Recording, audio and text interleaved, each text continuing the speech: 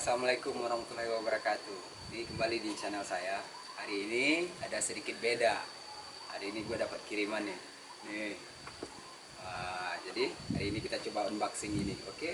Oh ya, ini Mavic Mini. Hari ini kita coba unboxing, oke? Ayo ikuti.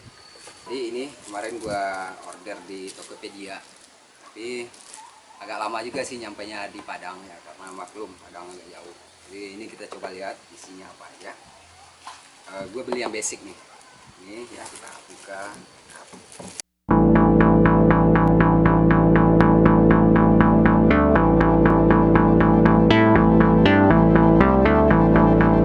Oke, jadi nih kita lihat dulu si drone. Kalau gue langsung drone-nya aja lah.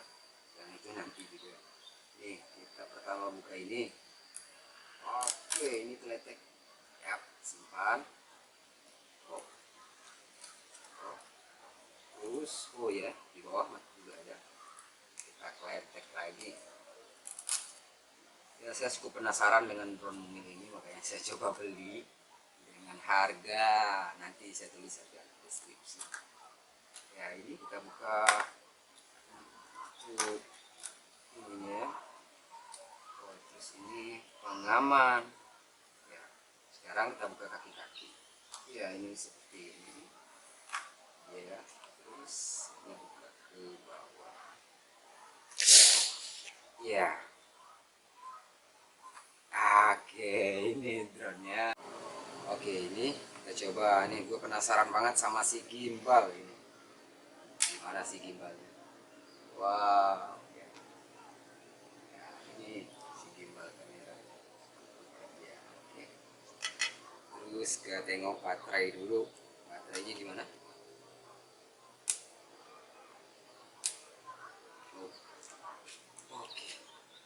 Ya, ini baterainya. Baterai SIM ini.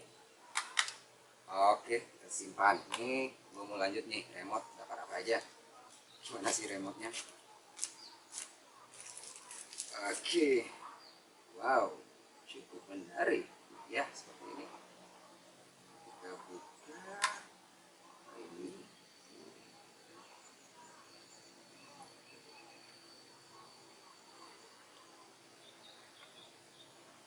Oke, ini remote.